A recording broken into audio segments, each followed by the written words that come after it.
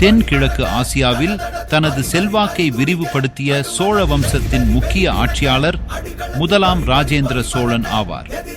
இவரது இராணுவ படையெடுப்புகள் சோழ அதிகாரத்தை இந்தியாவுக்கு அப்பால், குறிப்பாக மலாய் தீபகற்பம் மற்றும் நவீன இந்தோனேசியாவிலும் விரிவுபடுத்தின.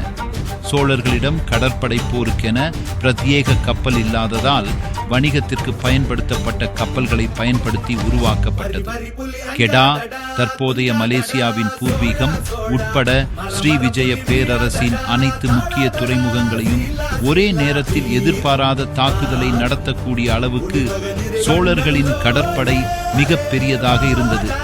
11ஆம் நூற்றாண்டின் முற்பகுதியில் சுமத்ராவில் உள்ள ஸ்ரீ விஜயாவின் வர்த்தக பாதைகளை பாதுகாத்து இப்பகுதியில் தமிழ் கலாச்சாரத்தை பரப்பினார்.